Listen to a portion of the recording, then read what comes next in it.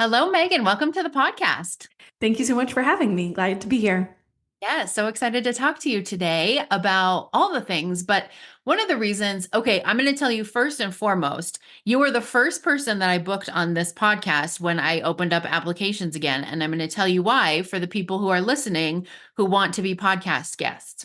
Number one, I have this little secret thing in my application that says, if you actually read all of this, tell me somewhere in your application what your favorite fruit is. And you were the first.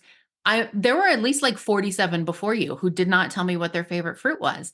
And it seems really silly, but also like if I'm going to have you on my podcast, I want to know that you've read all of that information about like what makes you a good fit, what doesn't make you a good fit, that you're not just like robotically applying for all podcasts, and that you care enough that you're a good fit for this podcast to like actually read all the things. So hmm good job, you. And your favorite fruit is mango. It is. I've been having a lot of mango smoothies this summer and they are delicious. I love it. So I told you before we started recording, I just started a part-time job. I did not tell you that it was at Starbucks. And we have, I don't know if you're a Starbucks girl, but they have these mango dragon fruit refreshers that are really delightful. I just had one today. It was Oh, really good. yummy. Sounds Yeah. great. Okay, so we're not here to talk about fruit. We're actually here to talk about marketing. And I know that the way that you do marketing is very aligned with the way that a lot of our listeners want to do marketing or are currently doing marketing, which is the opposite of bro marketing and really leaning into like what your values are as a person, what your values are as a brand. How does that come across in your marketing? When do you listen to like what the quote unquote experts say about what you should be doing versus when do you do what feels better to you? Because that's just the kind of person that you are. So, we're going to start by just talking about what values-based marketing is. Yeah.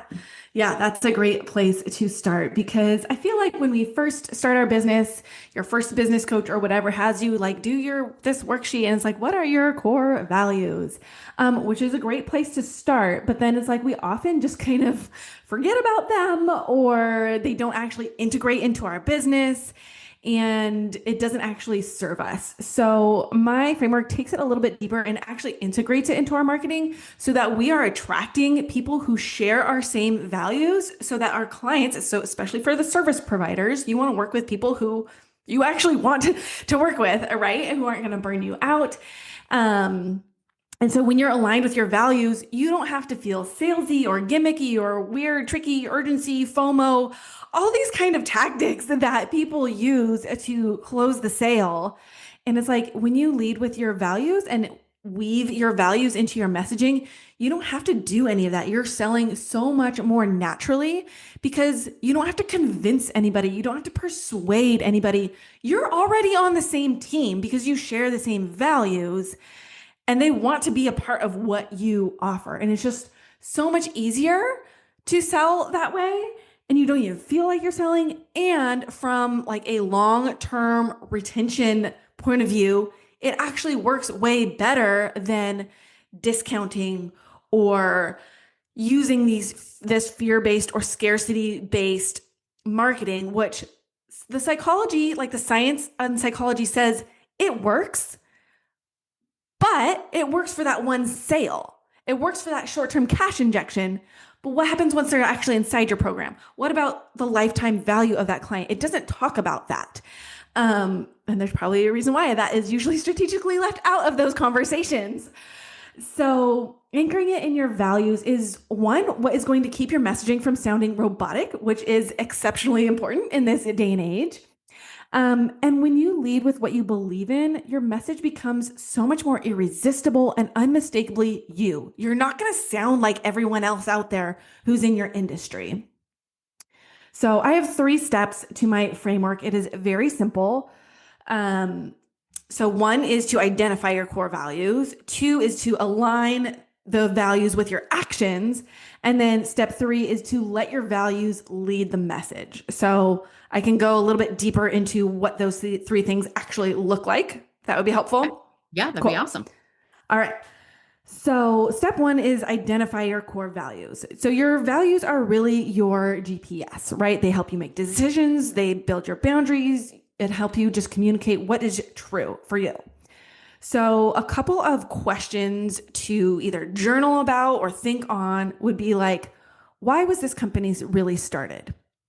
What gap am I filling here? What do my best fit clients believe in? What do I want to be known for?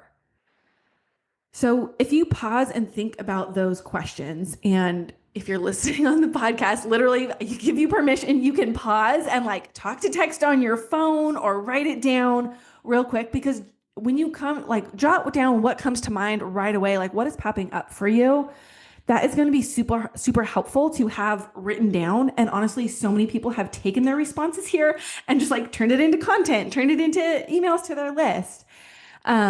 It's been so helpful for people to get clarity by just word vomiting their answers to these questions. And this is how you start to move from blending in to really being known for something deeper. It's going to help you figure out why you, what makes you different from everyone else in your industry. All the other, health coaches, photographers, other fill in the blank. Why are people going to choose you over them? And yes, it could be your lived experience, your credentials, your perspective, but oftentimes it comes down to your values. Another photographer, for example, could be just as great as the next one. And maybe they have a similar style, but if they align with your values better, they're going to choose you over the next person. So first, we got to know what our values are. Step two is aligning your values with your actions. So most people just stop at step one, and that's not actually helpful. So you have to obviously do what you say you're going to do, integrate them into your business and live them out in your life as well. Like this is where the rubber meets the road, right? So it's easy to say you value community or you want work-life balance, but what would someone see if they looked behind the scenes of your business? So I have a client who her value is community, but she sells like healthy bars. And one of the ways she sells them is through farmers markets. And so at a farmers market, she has a kid zone once a month to bring in community. And community has been the thing that like kind of keeps her going when entrepreneurship gets hard, kind of believed in her when she was first starting. And community really matters to her. And this is a way she's building community around her brand, even though like a health bar has nothing to do with community. But she's still incorporating this value around her product. And I'm going to give more examples a little bit later on. But some questions you can reflect on to figure out, well, what is this for you? You can think about, are my values shaping my pricing, my partnerships, my policies? Are you modeling what you say that you believe in? How are your values actually showing up in your work?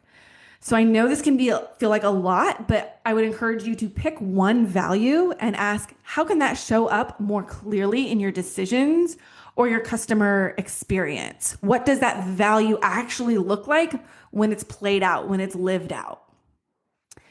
And then that leads us into step three. Now that your values are clear and they're visible, it's time to turn them into your messaging and your marketing. So here's what that means. You can share like behind the scenes decisions rooted in your values, how you came to make that decision.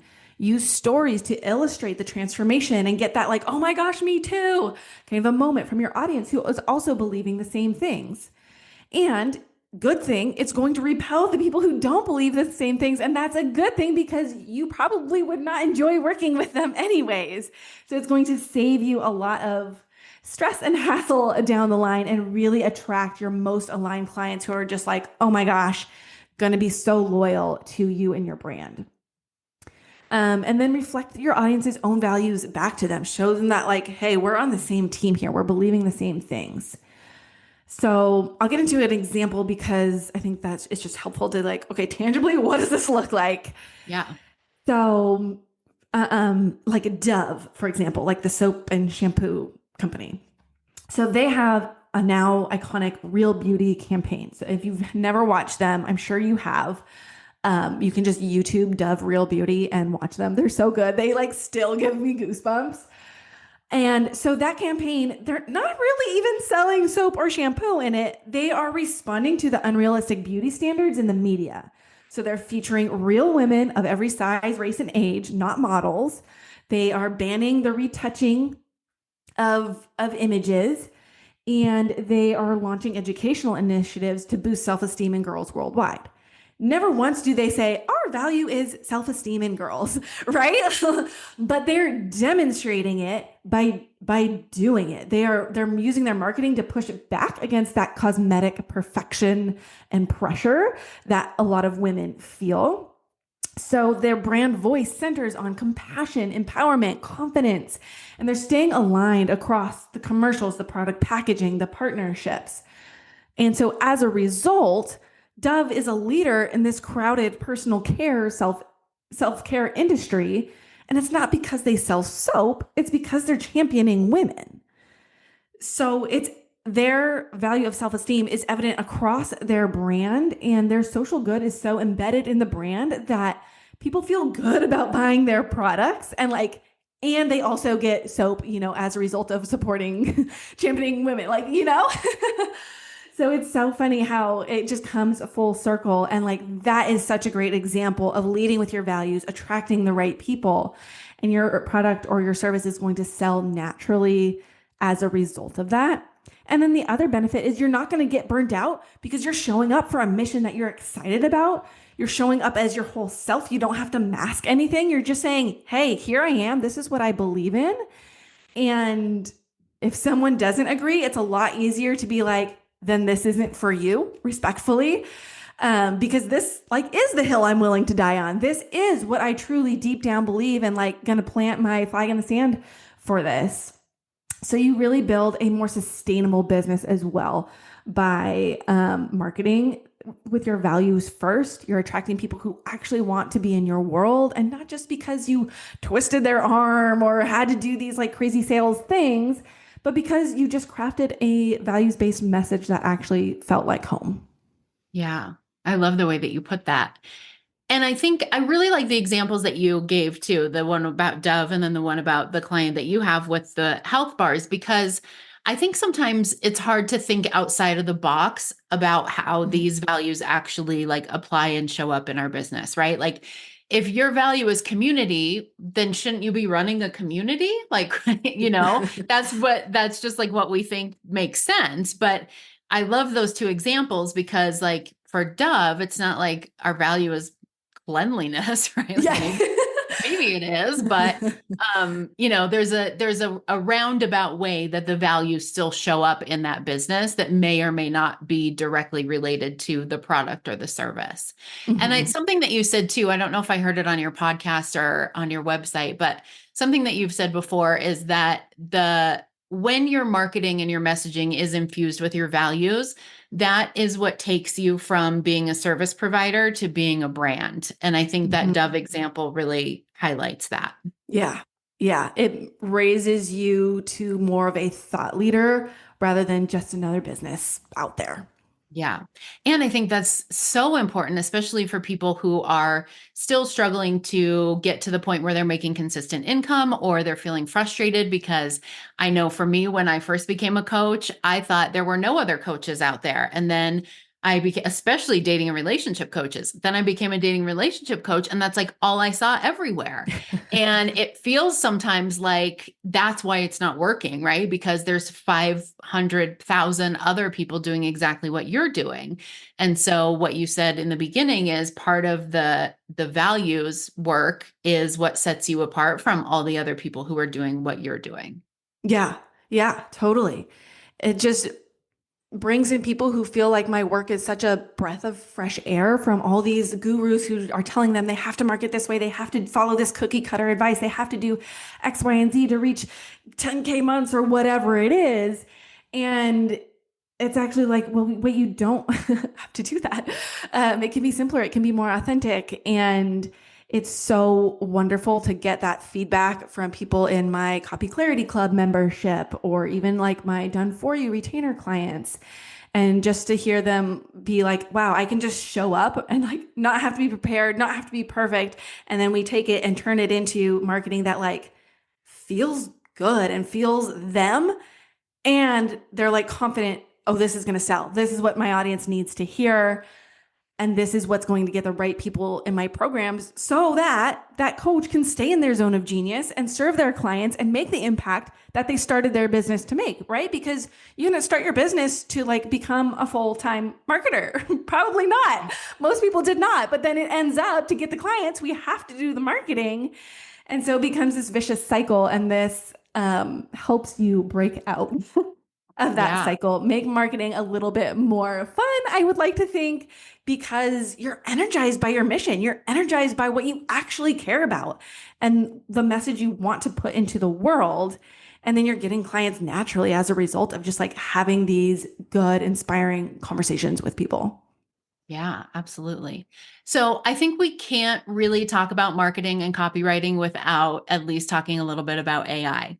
So can we talk about how the values-based marketing and like knowing these values and still being able to utilize some of those tools to make our lives easier? How do we blend those two together? Or can we even? Yeah, I think it's definitely a both and kind of situation. I feel like I initially came off kind of anti AI because I really value building your critical thinking skills is a muscle and it will atrophy if you don't use it. And I really value creativity again, and it's a muscle and it will atrophy if you don't use it. And so I was very hesitant with AI at first because I also saw the flip side, kind of like the dark side, I guess, of maybe an over reliance on technology. I've read books like The Anxious Generation or Digital Minimalism by Cal Newport, and just how these things are designed, not necessarily with our best interest in mind, right? The company has its own capitalism, its own, like, it's a business, it needs to make money. Right. Some people for at whatever cost.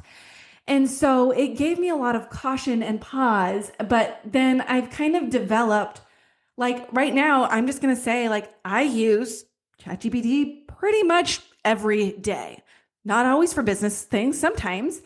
Um, and I think about it differently. And I realized I'm not as anti AI as maybe I thought I was. I'm anti like the thoughtless AI that kills the critical thinking and creativity. I'm anti AI with like bad prompting or minimal prompting or only one sentence of prompting or even only like a couple sentences of prompting. Not enough.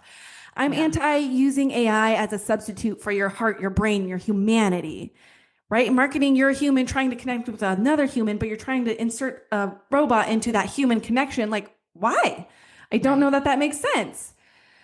But there's a way to use AI where it's actually going to be helpful and supportive and efficient without letting it take over your authenticity, your humanity, your actual voice. So I offer an intensive where we get to the heart of your brand message, your brand voice, and really hone that in first, and like that's the thing that you feed AI to then give you a first draft. But again, there's another mistake is people just post the first draft and leave it at that versus it still needs a little massaging, it still needs a little work, it still needs editing. You can't just stop there, even with really excellent prompting and instructions and knowledge base and all of the things. Yeah. So No matter great what you tool. do, it still won't be you. Yes. Yeah. Yeah, exactly. I find it's most helpful to save me time with maybe other tasks, not necessarily writing the final draft. It's great for brainstorming. It's great for batting around ideas for hooks or headlines, or maybe creating an outline or brain dumping my thoughts and having it organize my thoughts. Um, Maybe occasionally use it for again a first draft, but don't leave it at the first draft. We need to work it from there because a lot of people join my copy clarity club when they realize, oh, I save so much time with AI, but then it's not converting, they're not getting clients from it. So like, did it really save you time? Right. So then they come join my membership to get a real human okay, now we have a first draft. Let's work with that. Here are the specific things I would tweak. Try that, test it, see how that improves your ROI there, and actually get results. So, again, it's not bad. It's a great starting point, but don't leave it at the starting point. We need to work with it from there. Yeah, absolutely. I love that you mentioned your copyright club. I was looking at your website before we started recording and I found that and I was like I was like signing up for it. I was like ready to go. And then I was like, okay, Melissa, maybe like take a breath. This is how I end up spending a lot of money on stuff. And it's really unfortunate because I have the best guests on this podcast and inevitably like at least halfway through the podcast interview in my mind, I'm like, I need to hire her. I'm totally going to hire her after this. And I'm like, okay, you can't hire every single guest that you have on the podcast. Maybe someday, but not all today. So if people want to learn more about that, or I know that you have a really awesome resource on your website for people who are thinking about their values or, trying to figure out what they are, maybe revisiting them for the first time in a while, or maybe they just want to know about you, your done for you services, or they just want to connect with you as a human. What's the best way for them to learn more about you? Yes. So connect with me at the Values First Marketing podcast, and you can find all my links through there. Otherwise, you can find me at Megan Kachigan on Instagram or megankachigan.com, but I know that is hard to spell. So Google Values First Marketing podcast and then find my links from there. Would probably be the easiest way to connect with me. And then I know in the show notes, you have the link to my messaging clarity journal. And that is a great start for so many people who are either just starting out for solopreneurs, or you're maybe rebranding, or just need to revisit the basics because it's not working for you. That is such a great place to start. And if you liked some of the questions that I asked in the episode and you're like, yes, I need to think on that. Like that is something worthwhile to put my time into, or I would love to use ChatGPT. Where do I even start with this? This is the foundational work that you need before you can even consider, hiring help for marketing or using ChatGPT and actually getting a good result out of it. So as a thank you for being a podcast listener, if you use the code journal7, it will reduce the price from $37 for the messaging clarity journal down to just $7. Awesome. Thank you. That's great. So I will put the link for the messaging clarity journal in the show notes with that promo code. I'll also put your other links if people can't remember how to spell your name or can't figure it out, and the link for your podcast as well, because your podcast is awesome. So thank you so much for joining us. This has been really good information. I love the idea of the values first marketing. It just makes so much sense on a person to person level. I was talking to somebody the other day who said, like, it doesn't matter if you are B2C or you're B2B, you're still H to H, right? Like we're still Yes. This communicating works across industries, person to across, person. yeah. Yeah. Yeah. So I love Totally. that. Thank you so much for being a guest. Yes, I appreciate it.